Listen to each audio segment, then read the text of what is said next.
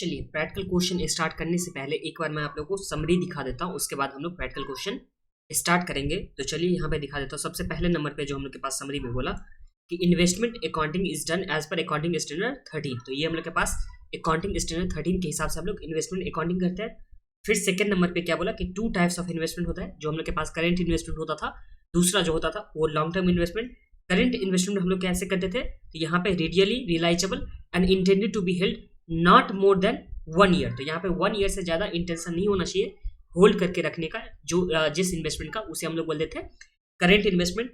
फिर उसके बाद लॉन्ग टर्म इन्वेस्टमेंट में क्या बोला कि अदर देन करेंट इन्वेस्टमेंट। तो यहाँ पे हम लोग के पास 2 इन्वेस्टमेंट हो गया, एक करेंट हो गया, दूसरा क्या हो गया लॉन्ग टर्म। करेंट में जिसका इंटेंशन 1 ईयर से ज्यादा नहीं होगा होल्ड करके रखने का, उसे हम लोग करेंट इन्वेस्टमेंट, अदरवाइज हम लोग बोलेंगे उसे लॉन्ग टर्म इन्वेस्टमेंट।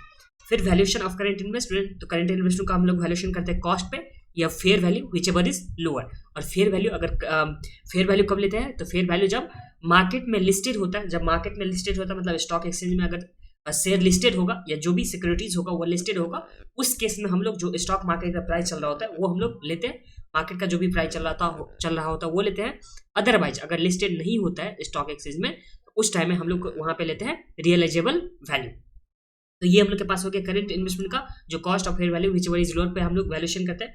फिर लॉन्ग टर्म इन्वेस्टमेंट को किस तरह से वैल्यूएशन करते हैं, तो उससे हम लोग करते हैं कॉस्ट और उसमें से प्रोविजन को माइनस करते हैं, या डिक्लाइन जो भी होता है, डिक्लाइन या प्रोविजन एक ही बात हुआ, उससे हम लोग माइनस करते हैं। अगर ये परमानेंट डिक्लाइन है तब, यहाँ पे टेम्परेरी डिक्लाइन होगा तो उससे हम लोग कॉस्ट में से माइनस नहीं करेंगे।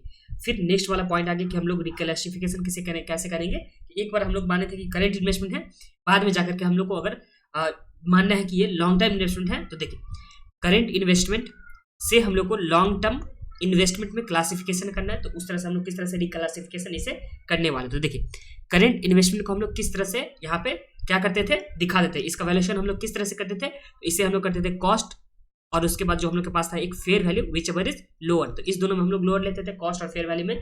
तो कॉस्ट और फेयर वैल्यू में हम लोग लोअर लेते थे। तो करेंट इन्वेस्टमेंट से जब हम लोग लॉन्ग टर्म इन्वेस्टमेंट जाएंगे तो यही हम लोग प्रिंसिपल का यहाँ पे क्या करेंगे, फॉलो करेंगे, जहाँ पे कॉस्ट और fair value whichever is lower के बेसिस पे हम लोग यहाँ पे क्या करेंगे, रिवैल्यूएशन करने वाले या रिक्लासिफिकेशन करने वाले। देखिए from current to long term valuation at cost और fair value whichever is lower. तो कॉस्ट और fair value whichever is lower, यही अगर हम लोग क्या करेंगे लॉन्ग टर्म इन्वेस्टमेंट से क्या चीज में, तो हम लोग लॉन्ग टर्म इन्वेस्टमेंट से करेंट इन्वेस्टमेंट में अगर वैल्यूएशन करना चाहते हैं, रिक्लासिफिकेशन करना चाहते हैं, तो लॉन्ग टर्म इन्वेस्टमेंट को हम लोग किस चीज पे वैल्यूएशन कर देते हैं, तो इसे कॉस्ट पे कर देते हैं। अगर इसमें से और माइनस भी कर सकते थे हम लोग प्रोविजन को, कब, तो जब प्रोविजन क्या होता था, परमानेंटली डिक्लाइन वाला प्रोविजन होता था, तो उस टाइम में हम लोग उसे माइनस करते थे। अदरवाइज हम लोग कॉस्ट वैल्यूएशन करते हैं। तो कॉस्ट और जिसे एक हम लोग बोलते हैं कैरिंग अमाउंट। कैरिंग अमाउंट का मतलब जो भी कॉस्ट होगा उसमें से जो भी प्रोविजन का अमाउंट होगा वो माइनस करने के बाद। तो इसी तरह से हम लोग यहाँ पे क्या बोला कि लॉन्ग टर्म इन्वेस्टमेंट, अगर लॉन्ग टर्म इन्वेस्टमेंट होता है उसे हम लोग करेंट इन्वेस्टमेंट में क्लासिफिकेशन करेंगे, रिक्लासिफिकेशन करेंगे। तो यहाँ पे वैल्यूएशन ऑफ कॉस्ट और carrying amount which ever is lower. Cost मतलब तो कॉस्ट हो गया, और कैरिंग अमाउंट का मतलब क्या होता है, तो यहाँ पे कॉस्ट में से प्रोविजन जब माइनस किया जाता है तो उससे क्या बोला जाता है, कैरिंग अमाउंट। तो ये समझ में आ गया आप लोगों को रिक्लासिफिकेशन। और डिस्पोजेबल ऑफ इन्वेस्टमेंट, तो डिस्पोजेबल करने टाइम में प्रॉफिट एंड लॉस में क्या चीज़ हम लोग ट्रांसफर करते थे, तो जो भी हम लोग के पास सेल प्रोसीड होता था उसमें से कॉस्ट को माइनस करके एवरेज कॉस्ट बेसिस पे या फीफो बेसिस पे कॉस्ट को माइनस करने के बाद हम लोग क्या करते थे, उसे प्रॉफिट एंड लॉस में ट्रांसफर करते थे। In case of partial sale use weighted average method, तो हम लोग जब पार्शियल सेल होता था उस टाइम में हम लोग यहाँ पे वेटेड एवरेज मेथड को यूज करते थे। यही चीज़ यहाँ पे लिखा हुआ है, या यहाँ पे लिखना चाहिए इसे फीफो बेसिस, अगर सबसे बोलेगा तो फीफो बेसिस पे भी हम लोग यहाँ पे यूज करने वाले हैं जब पार्शियल सेल होगा तो। और यहाँ पे हम लोग के पास इंटरेस्ट के बारे में, डिविडेंड के बारे में अकाउंटिंग किस तरह से करना है वो हम लोग को दिखाना है। तो सबसे पहले देखिए एक प्री एक्विजिशन पीरियड हो गया, कि प्री एक्विजिशन एक क्या हो गया यहाँ पे पोस्ट एक्विजिशन। तो प्री एक्विजिशन का मतलब क्या हो गया, इंटरेस्ट अकरिंग बिफोर एक्विजिशन। तो एक्विजिशन मतलब जिस दिन परचेज है उससे पहले वाला जो भी इंटरेस्ट है, उससे पहले वाला जो भी इंटरेस्ट है एक वो हो गया। और पोस्ट एक्विजिशन मतलब जो इस दिन यहाँ पे परचेज किया गया उसके बाद का इंटरेस्ट कितना है। तो देखिए मान लेते हैं कि इंटरेस्ट का ड्यू डेट जो है वो क्या कब का वो है, तो यहाँ पे 30 सितंबर और एक हो गया मान लेते हैं क्या, तो यहाँ पे मार्च में हम लोग मान लेते हैं, मार्च 31 मार्च आइए हम लोग मान लेते हैं। तो अगर इस बीच में कभी भी यहाँ मान लेते हैं कि कब हुआ परचेज, तो यहाँ पे परचेज हो रहा है 1 मान लेते हैं 1/6/2021 इस डेट को परचेज हो रहा है, मतलब यहाँ पे 3 महीने बाद परचेज हो रहा है। तो जिस दिन परचेज हुआ तो यहाँ पे इससे पहले वाला जो भी इंटरेस्ट होगा उसे हम लोग प्री इंटरेस्ट मानेंगे, और इसके बाद वाला जो भी इंटरेस्ट होगा उसे हम लोग पोस्ट पीरियड का यहाँ पे इंटरेस्ट मानने वाले। जब आप लोग प्री एंड पोस्ट वाले जब पढ़ लोगे चैप्टर तो यहाँ पे उस टाइम में आप लोग को अच्छे से क्लियर ये वाले पॉइंट हो जाएगा।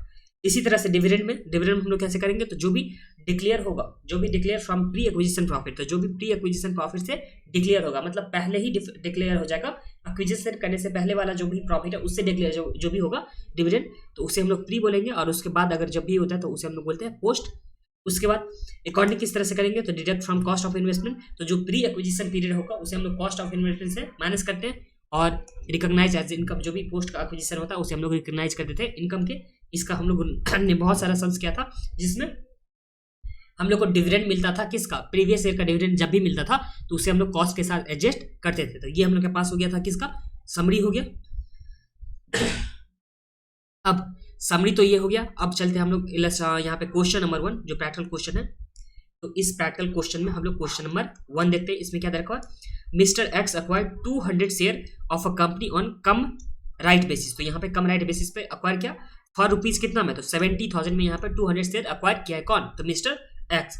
ही subsequently receive an offer to right to acquire fresh share in the company in proportion of 1:1 at ₹107 each.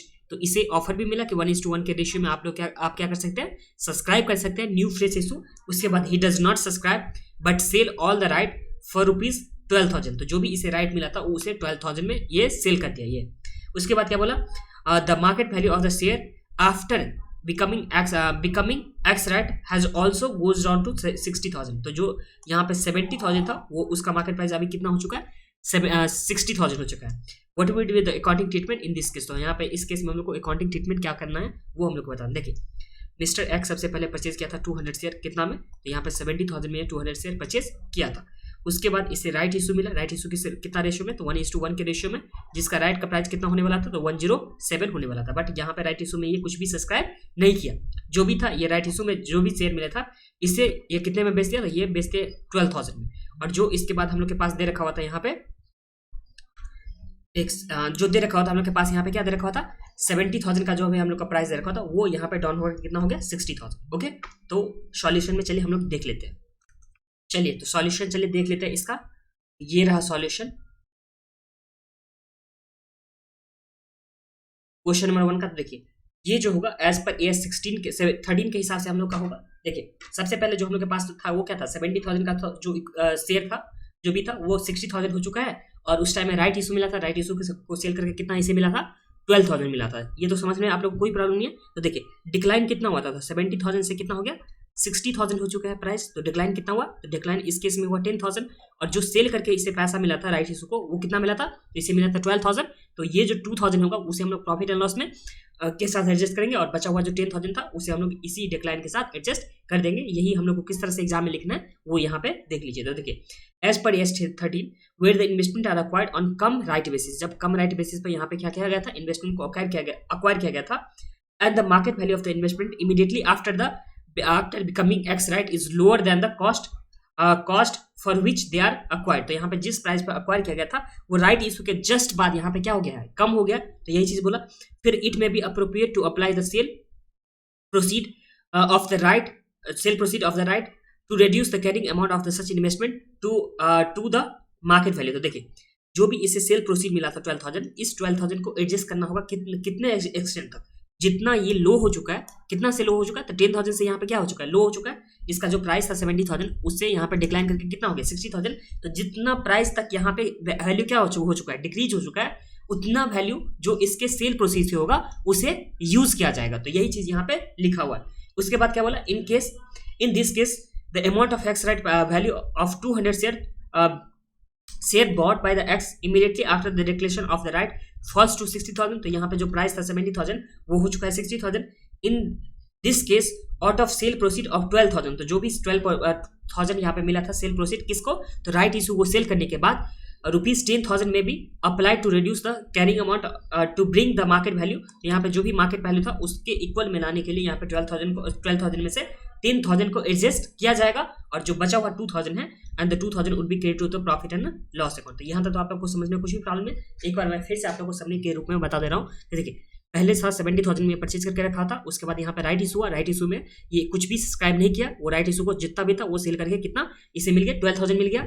अब राइट इशू के करने के बाद यहाँ पे जो शेयर का प्राइस था वो डिक्लाइन होकर 60,000 हो गया, तो इस टाइम में कितना से डिक्लाइन हो रहा है, 10,000 से डिक्लाइन हो रहा है। तो जितना राइट इशू से मिला उसमें 10,000 के एक्सटेंड में इसे क्या करना होगा, एडजस्ट करना होगा, और बचा हुआ जो भी सेल प्रोसीड से मिला उसे प्रॉफिट एंड लॉस में दिखाएंगे। तो यही चीज यहाँ पे लिखा हुआ, एक बार आप लोग खुद से भी पढ़ लीजिएगा।